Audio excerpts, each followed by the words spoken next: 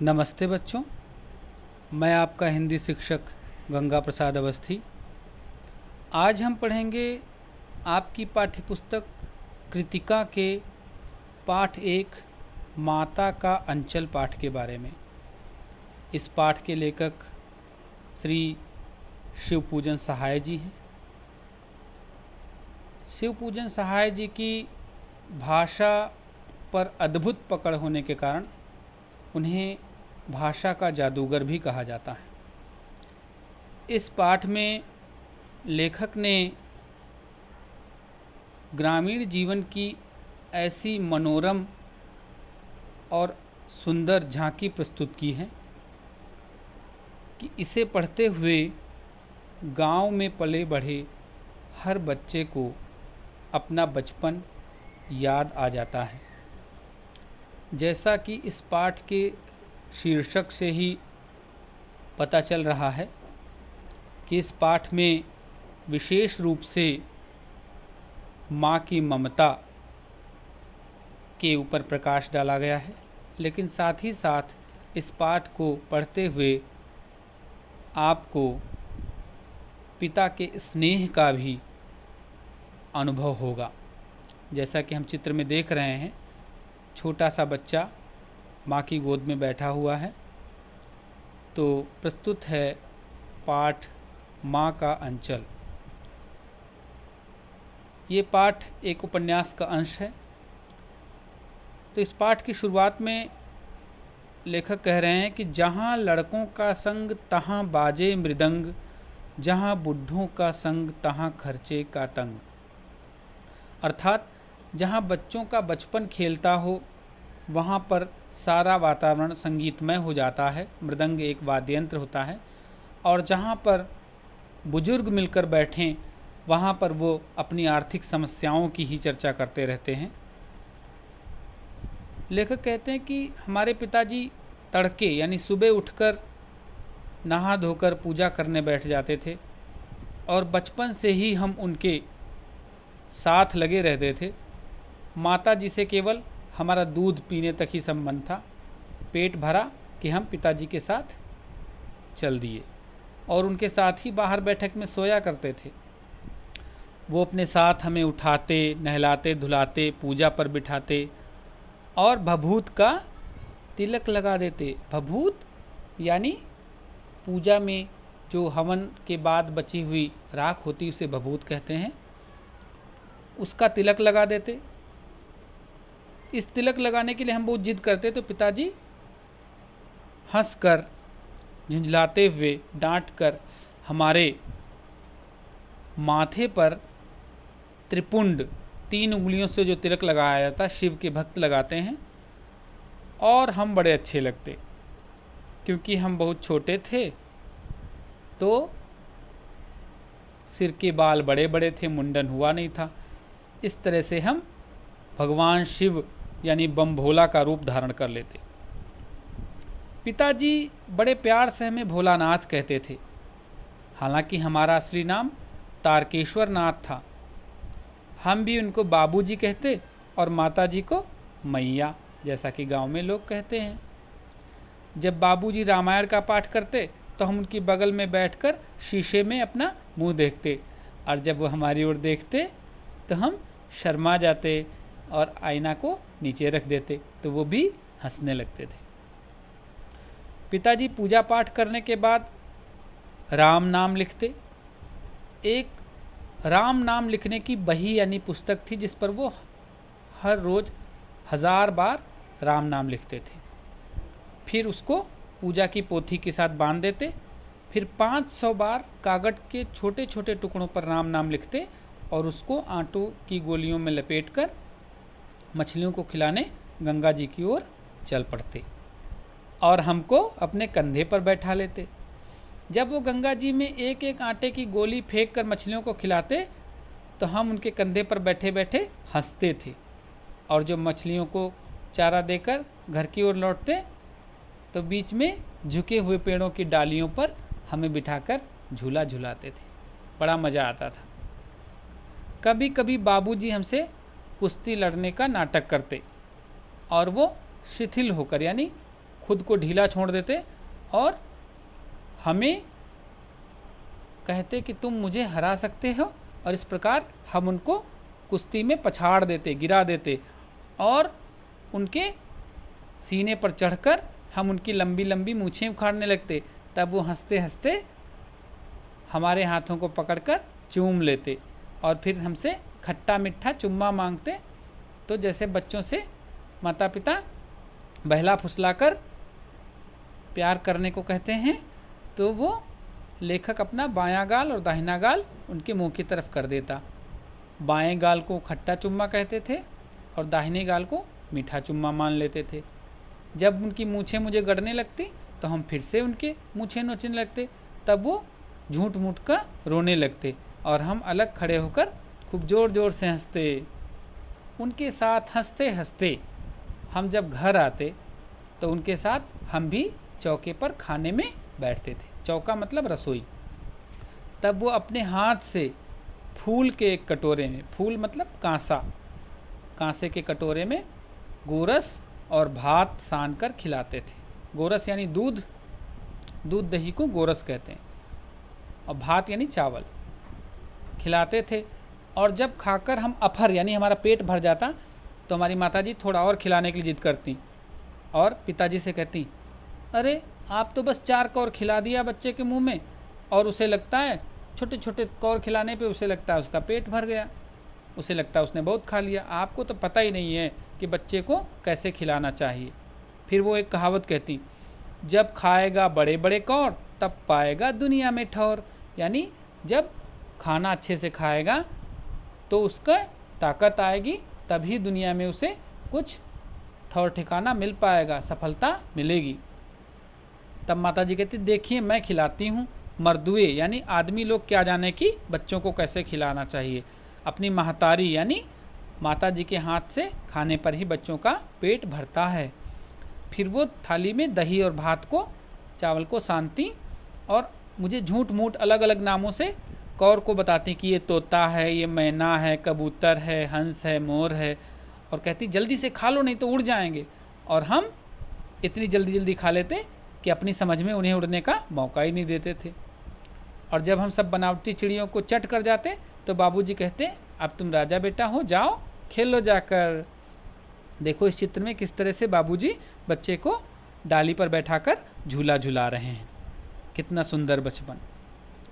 अब फिर बस हम उठकर उछलने कूदते लगते। फिर रस्सी में बंधा हुआ काठ का लकड़ी का घोड़ा लेकर नंग धड़ंग बाहर गली में निकल जाते। छोटे बच्चे, उनको बचपन में इन सब चीज़ों से मतलब नहीं रहता कि उन्होंने कपड़े पहने हैं कि नहीं पहने। और तब मैया हमें अचानक पकड़ लेती और हमारे लाख मना करने पर, लाख चिल्लाने पर खूब सारा कड़वा तेल यानी सरसों का तेल हमारे सिर में डालकर खूब रगड़ती, और तब हम खूब चिल्लाते और बाबूजी गुस्सा हो जाते माँ पर, लेकिन माँ नहीं मानती। सिर में खूब सारा सरसों का तेल डालकर हमारे बालों को चोटी बनाती, फिर हमारे नाभि में और माथे पर काजल की बिंदी लगाती, चोटी बांधती और उसमें फूलदार लट्टूदार फीता बांधकर रंगीन कुर्ता टोपी पहना देती, और हम कन्हैया यानी कृष्ण जी बनकर बाबूजी की गोद में सिसकते हुए रोते हुए बाहर जाते थे। लेकिन जैसे ही हम बाहर आते, हमारी बाट जोहने वाला यानी हमारी रास्ता देखने वाला हमारे दोस्तों का एक झुंड हमें मिल जाता, और हम दोस्तों को देखते ही रोना भूलकर बाबूजी की गोद से उतर जाते और अपने हमजोली यानी हम उम्र लड़कों के साथ तमाशे करने लगते थे। अब कौन कौन से तमाशे लेखक करते थे, देखिए। तमाशे कैसे कैसे, तरह तरह के नाटक। चबूतरे का एक कोना नाटक घर बनता था। बाबूजी जिस छोटी सी चौकी पर बैठकर नहाते थे, वहीं रंगमंच यानी थिएटर का स्टेज बनता। उसी पर सरकंडे के खंभों का कागज का चंदोवा, चंदोवा का मतलब शामियाना या टेंट, वो टेंट लगाते और फिर हम मिठाइयों की दुकान लगाते।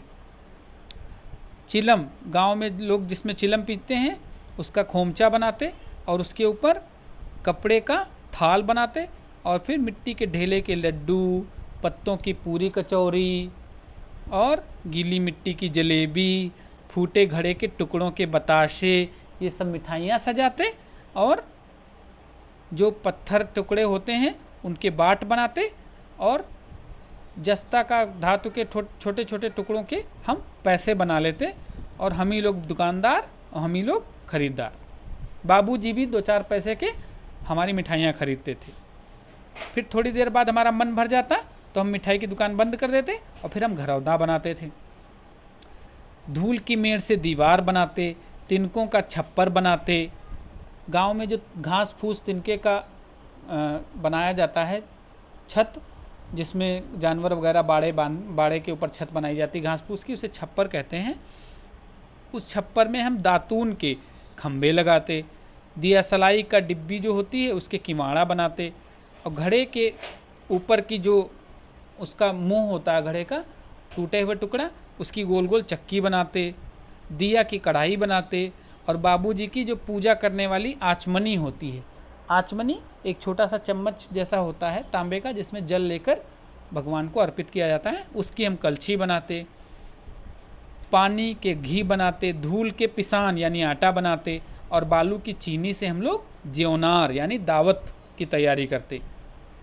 हम ही लोग दावत में बैठते, हम ही लोग परसते और जब पंगत बैठ जाती, पंगत यानी लाइन से सब लोग खाने बैठ जाते, तो लाइन के अंत में आकर हमारे बाबूजी खाने के लिए जीमने यानी खाने के लिए बैठ जाते। उनको देखते ही हम लोग शर्मा कर हंसते हुए घरौंदा बिगाड़ कर भाग जाते और वो भी खूब हंसते और कहते, और भोलानाथ अब दोबारा भोज कब होगा। फिर हमारा एक अगला तमाशा देखिए, कभी कभी हम लोग बारात का जुलूस निकालते, खाली पड़े कनस्तर डिब्बे का बाजा बनाते, अमोले को घिसकर शहनाई बजाई जाती। अमोले गांव में एक आम का उगता हुआ जो बीज होता है पौधा, उसको अगर घिस दिया जाए फिर बजाया जाए तो बजता है, तो वो कह रहे हैं कि अमोले का हम शहनाई बनाते। टूटी हुई चूहेदानी हमारी पालकी बनती और हम समधी बनकर बकरे पर चढ़ लेते, बकरा को ये घोड़ा मान लेते और चबूतरे के एक कोने से चबूतरे के दूसरे कोने तक बारात जाती थी और वहाँ काठ की लकड़ी की पटरियों से घिरे, गोबर से लिपे हुए, आम और केले की टहनी से सजाकर छोटे से आंगन में एक कुल्हड़ का कलसा रखता, वहाँ पे जाकर बारात फिर से अपने घर लौट आती थी।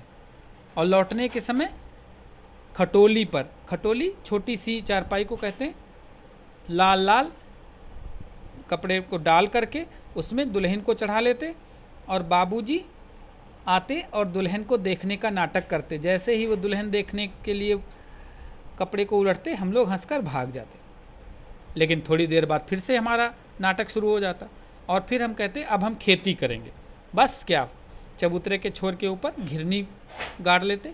घिरनी गांव में कुएं के ऊपर पानी खींचने के लिए बनाई जाती थी और उसके नीचे की गली में कुआं बनाते। मूंज की बटी हुई पतली रस्सी, गांव में पतली रस्सी होती है जो घास फूस से बट के बनाई जाती है, फिर उसमें एक चुक्कड़ बर्तन बांध करके उसको नीचे लटका देते और 2 लड़के बैल बनते और मोट को खींचने लगते ताकि उसमें से पानी निकले।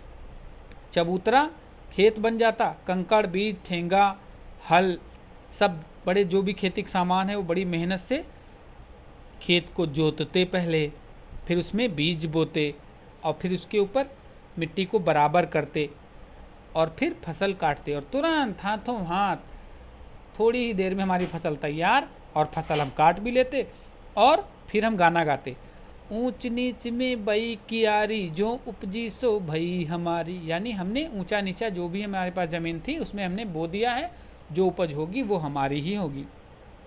फिर फसल को एक जगह रखकर उसे पैरों से रौंदकर हम उसमें से दाना निकालने का नाटक करते और फिर इस प्रकार बर्तन लेकर के उसका सूप बना लेते और फिर अनाज को साफ करते, उसमें से जो भी तिनका था उड़ाकर उसे हम साफ अनाज करने का नाटक करते और फिर मिट्टी के दिए का तराजू बनाते और उसमें तौलते और इस प्रकार हमारी खेती संपन्न होती। तब बाबूजी आकर पूछते, भोलानाथ इस साल की खेती कैसी रही। बस फिर क्या था, हम लोग अपना खेत खलिहान का नाटक छोड़कर हंसते हुए फिर से भाग जाते। कैसी मौज की खेती होती है हम लोगों की। ऐसे नाटक हम लोग बराबर खेलते थे। बटोही यानी आने जाने वाले यात्री भी कुछ देर ठिठक कर रुक कर हम लोगों का तमाशा देखते और हंसते। कभी कभी हमारे घर के पास से ददरी के मेले में जाने वाले आदमियों का झुंड आता तो उसे देखकर गाते, चलो भैया ददरी सत्तू पिसान की मोटरी। यानी चलो हम लोग सत्तू और पिसान यानी आटा वाटा लेकर के ददरी मेला चला जाए। अगर किसी दूल्हे के आगे आगे जाती हुई ओहारदार पालकी देखते तब खूब जोर से चिल्लाते। पर्दे पड़े होते हैं पालकी में, तो पहले गांव में पालकी में दुल्हन जाती थी तो उसको देखकर ये बच्चे खूब से चिल्लाते थे, रहरी में रहरी पुरान रहरी और डोला के कनिया हमार मेहरी। इस तरह से ये उसको छेड़ते थे कि अरहर के खेत में अरहर होती है और जो डोली में जो दुल्हन जा रही है वो हमारी दुल्हन है। ये सुनकर के कुछ लोग तो हंसते, लेकिन एक बार एक ऐसा दूल्हा जा रहा था जो बूढ़ा था, उसे गुस्सा आ गया और उसने बहुत ज़ोर से इनको दौड़ा लिया और ये भागे वहाँ से। कह रहे हैं ऐसा घोड़े जैसा मुंह वाला आदमी हमने कभी नहीं देखा था। पता नहीं किसने ससुर ने अपने लिए ऐसा दामाद ढूंढा था। फिर अगली घटना के बारे में बता रहे हैं कि आम की फसल में कभी कभी खूब आंधी आती और आंधी के कुछ दूर निकल जाने पर हम लोग बाग की ओर दौड़ते और वहाँ चुन चुन कर आम चबाते थे, आम खाते थे। अलग अलग नाम होते थे। गोपी आम की बात कर रहे हैं ये। एक दिन की बात है, बहुत ज़ोर से आंधी आई और आंधी रुकी ही नहीं। बिजली चमकने लगी, बादल गरजने लगे, पेड़ हिलने लगे और जैसे लगा ज़मीन पर गिर जाएंगे। तो ये लोग चिल्लाए, 1 पैसा की लाई बाजार में छितराई, बरखा उधरे बिलाई। यानी 1 पैसे की लैया लेकर के बाजार में हम बिखरा देंगे, बरखा उधर ही गायब हो जाओ। लेकिन बरखा नहीं गायब हुई, पानी बरसने लगा। तो ये लोग पेड़ों की जड़ में बिल्कुल छिप गए, जैसे कुत्ते के कान में कीड़े छिप जाते हैं। लेकिन बरखा रुक गई। बरखा बंद होते ही बाग में बिच्छू सांप निकलने लगे। हम लोग डर के भागे। इनमें एक बैजू नाम का लड़का था जो बहुत ही शरारती था। एक मूसन तिवारी नाम के आदमी थे, उनको कम दिखाई देता। बैजू उनको चिढ़ाकर बोला, बुढ़वा बेईमान मांगे करेला का चोखा। ये सुनकर सब बच्चे यही गाने लगे, बुढ़वा बेईमान मांगे करेला का चोखा। अब मूसन तिवारी गुस्सा आ गया, अब वो बेतहासा दौड़े तो बस ये बच्चे थे, ये तो आंधी की तरह से भागने लगे। अब बूढ़े मूसन तिवारी पकड़ नहीं पाए तो तिवारी जी सीधे पाठशाला में चले गए और गुरुजी से शिकायत कर दी। बस गुरुजी ने अपने 4 लड़कों को, बैजू को और इनको यानी लेखक को पकड़ने का गिरफ्तारी वारंट दे दिया। और जैसे ही ये लोग घर पहुँचे, गुरुजी के सिपाही लड़के इनके ऊपर टूट पड़े। अब बैजू तो भाग गया, हम पकड़े गए। बस गुरुजी ने हमका खूब डांटा, खूब खबर ली। बाबूजी को जब पता चला तो दौड़ते दौड़ते पाठशाला में आए, गोद में उठाकर इनको समझाने लगे, फुसलाने लगे। लेकिन ये नहीं चुप हुए, रोते रोते उनके कंधे को आंसुओं से भिगो दिया। तब वो गुरुजी से प्रार्थना करके इनको घर की ओर ले चले। लेकिन रास्ते में फिर से इनके शरारती साथियों का झुंड मिल गया। वो जोर से नाचते हुए गा रहे थे, माई पकाई गरर गरर पुआ, हम खाई पुआ न खेलब जुआ। यानी हमारी माताजी ने मालपुए बनाए हैं, हम पुआ खाएंगे, जुआ नहीं खेलेंगे। बस फिर क्या था, रोना धोना भूल के ये जिद करके गोदी से उतरे और लड़कों की मंडली में फिर से मिलकर वही गाना गाने लगे। तब तक सब लड़के सामने वाले मकई यानी भुट्टे के खेत में दौड़े और चिड़ियों का झुंड जो था उसको पकड़ने लगे। ये भी दौड़े, लेकिन चिड़िया तो एक भी हाथ में नहीं, तो ये गा रहे थे सब लोग, राम जी की चिड़ई राम जी का खेत, खाए लो चिड़ई भर भर पेट। यानी हे चिड़ियों खूब खाओ। अच्छा, कुछ दूर इनके बाबूजी और गांव के कई आदमी खड़े होकर तमाशा देख रहे थे और हंस रहे थे कि बताओ, चिड़िया की जान जाए लड़कों का खिलौना। यानी चाहे जितना नुकसान हो जाए हम लोगों के खेत में, लेकिन इनको क्या, लड़के और बंदर पराई पीर नहीं समझते। जैसे बंदर शरारती होते हैं, तोड़ फोड़ देते हैं सब कुछ, वैसे ही लड़के भी शरारती। उन्हें क्या पता कि खेत में नुकसान हो जाएगा। फिर क्या हुआ, एक टीले पर जाकर ये चूहों के बिल में पानी भरने लगे। अब पानी तो फेंक रहे थे, तब तक पता नहीं कहाँ से चूहों के बिल से ऐसा लगा जैसे गणेश जी का चूहा था, तो उसको बचाने के लिए शिव जी का सांप निकल आया। रोते चिल्लाते भागे, कोई औंधे मुंह गिरा, कोई अंटा चिट, किसी का सिर फूटा, किसी के दांत टूटे, गिरते पड़ते भागे, सारी देह लहूलुहान हो गई, खून निकलने लगा, पैरों में कांटा चुभ गया। सब एक से भागते चिल्लाते घर में घुस गए। उस समय बाबूजी बैठकर अपनी बैठक में हुक्का गुड़गुड़ा रहे थे। उन्होंने दौड़ते देखा तो पुकारा, लेकिन इनको इतना डर था कि दौड़ते हुए माँ की गोद में ही जाकर छुप गए। अब मैया जो थी वो चावल साफ कर रही थी। हम उसी के आंचल में छुप गए और रोने लगे डरते डरते। डर से कांपते देखकर वो भी रोने लगी और सारा काम छोड़कर बहुत ज़्यादा चिंता से भय का कारण पूछने लगी। कभी हमें गले से लगा लेती, कभी हमें चूमने लगती और बहुत चिंता में पड़ गई, क्या हो गया। झटपट हल्दी पीसकर गांव में जैसे घाव पे लगाई जाती, इनको घाव पे लगाई गई। सारे घर में हल्ला हो गया, क्या हो गया क्या हो गया, लेकिन इनके मुंह से डर के मारे निकल ही नहीं पा रहा था। सांप के बजाय ये सा सा ऐसा कर रहे थे और मैया के आंचल में छुपे जा रहे थे। सारा शरीर इनका थर थर थर थर काँप रहा था, रोंगटे खड़े हो गए। आंखें खोलना चाह रहे थे लेकिन वो खुलती नहीं थी। कांपते हुए होंठों को मैया बार बार देखकर रोती और बड़े लाड़ प्यार से हमें गले लगा लेती थी। उसी समय बाबूजी दौड़ कर आए और झट से हमें मैया की गोद से अपनी गोद में लेने लगे, लेकिन हमने अपने मैया के आंचल की प्रेम और शांति के चंदोवे यानी शामियाने की छाया नहीं छोड़ी, क्योंकि माता की गोद तो सबसे सुरक्षित होती है दुनिया में। इसीलिए इस पाठ का नाम माता का आंचल रखा गया है। इस प्रकार ये पाठ समाप्त हुआ। पाठ आपको कैसा लगा ज़रूर बताएं। कोई कठिनाई आने पर मुझसे अवश्य पूछें। धन्यवाद।